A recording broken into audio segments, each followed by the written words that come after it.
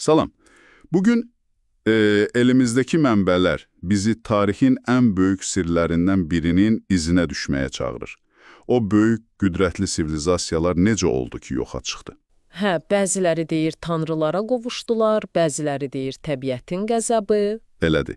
Biz də bugün tarixin silinmiş sivilizasiyaları mətninə baxıb bu itmiş dünyaları anlamağa çalışacağıq. Gəl görək bu mənbə bizə nə deyir? Bəli, və əsas məqsəd də odur ki, bu hekayələrin bizim üçün nə məna kəsb etdiyini anlayaq. Yəni, hansı dərsləri çıxara bilərik? Düzdür. Bu sadəcə keçmişə baxış deyil, həm də bir növ xəbərdarlıqdır bəlkə də. Tamamilə. Başlayaq elə isə. Başlayaq. İlk olaraq Mayalar, Guatemala, Meksika cəngəllikləri. O möhtəşəm şəhərlər, piramidalar, rəsədxanalar. İnanılmaz tikililər. Amma sonra birdən-birə hər yer boşalır. Astronomiya, riyaziyyat, çox irəli getmiş bir xalq. Təqvimləri hələ də heyrət doğurur. Bəs 9-cu, 10-cu əsrlərdə nə baş verdi ki, bu şəhərlər tərk edildi? Bax, mənbədə bir neçə əsas versiya var. Birincisi, uzun sürən, çox şiddətli quraqlıqlar. Sonra əhalinin sürətlə artması və bunun nəticəsində resursların tükənməsi. Yemək, su çatışmazlığı. Deməli, ekoloji faktorlar önəmlidir. Çox. Amma təkcə o da deyil.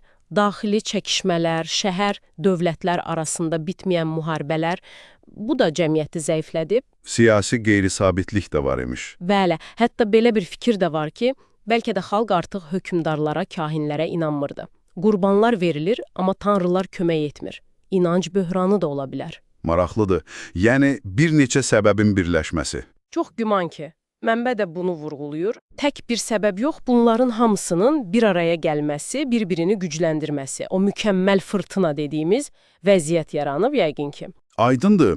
İndi keçək başqa bir sirli məkana. Indus vadisi. Harappa mədəniyyəti. Hə, o da çox maraqlıdır. Təxminən 5000 il əvvəl. Mohenjo-Daro, Harappa.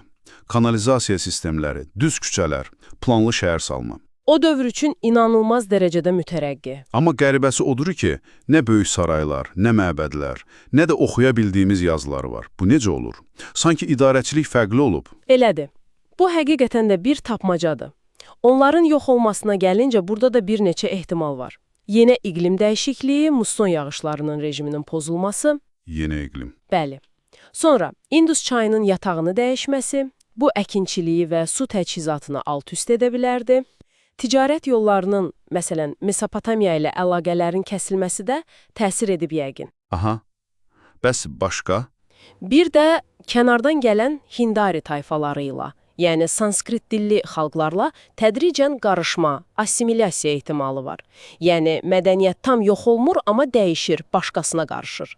Amma o yazıların oxunmaması çox şey gizli saxlayır, elə deyilmi? Tamamilə. Onların dünya görüşünü, inanclarını, sosial quruluşunu tam anlaya bilmirik. Sanki səsləri kəsilib.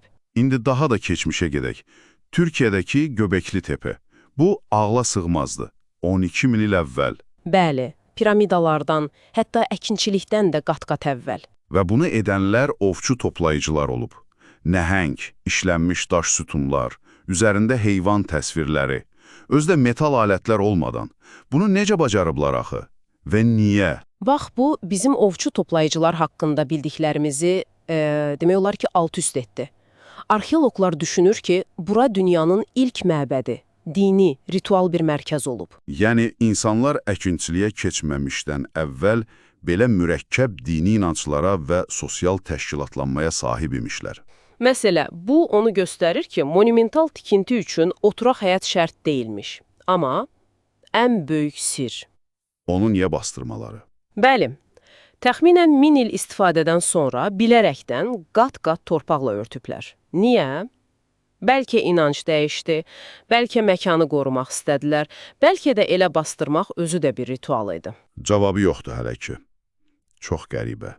Bəs Atlantida, Platonun yazdığı o əfsanəvi yer, bir gecədə sulara qərq olan sivilizasiya.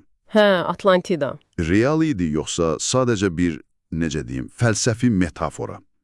Bəziləri Santorini vulkanı ilə əlaqələndirir. Mənbə də buna toxunur. Əslində Atlantidanın həqiqətən mövcud olub olmamasından daha çox onun daşıdığı məna önəmlidir. Yəni bu hekayə istər real hadisəyə, məsələn, Minoy mədəniyyətinin süqutu əsaslansın, istərsə də yox, qürurun, həddini aşmağın, təbiətə meydan oxumağın sonu haqqında güclü bir simvolik xəbərdarlıqdır. Başa düşdüm. Bəlkə də Platon sadəcə bir dərs vermək istəyirdi. Eynən. İnsanlığın yüksəliş və tənəzzül potensialı haqqında bir xəbərdarlıq. Resurslar və təbiət demişkən, Rapanui, Paska adası və o Moai heykəlləri. Bu heykəl çox ibrətamizdir məncə. Həqiqətən də. 900-dən çox o nəhəng heykəl. Sonra isə meşələrin tamamilə yox olması, resurs qıtlığı, aclıq, müharibə və sivilizasiyanın çöküşü. Mənbədəki o cümlə yadımdadır. İnkişaf resursu udur. Resurs yoxdursa inkişaf geriyə gedir. Bəli, çox kəskin və aydın bir dərsdir. Rapanui, mənbənin də vurğuladığı kimi, kiçik bir adada, məhdud bir mühitdə resursların davamlı idarə olunmamasının fəlakətli nəticələrinin, necə deyim, bir mikro modelidir. Ekoloji tarazlığın nə qədər həssas olduğunu göstərir. Tamamilə. Qısa müddətli ambisiyalar, o heykəlləri tikmək, daşımaq üçün bütün meşəni qurban vermək, uzun müddətli perspektivdə özlərinin sonunu gətirdi. Bu, bugün də aktualdır, elə deyilmi? Əlbəttə. Baxırsan, bu sivilizasiyalar, Mayalar, Harappalılar, Göbəkli Təpə insanları, Rapanuililər, hamısı öz dövrünə görə çox inkişaf etmişdi. Texnologiyaları, sənətləri, inancları. Heç də bizdən geri deyildilər, bəli.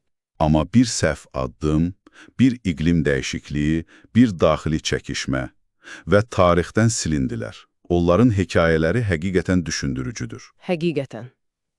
Onların yox olması təkcə keçmişə aid kədərli bir hadisə deyil.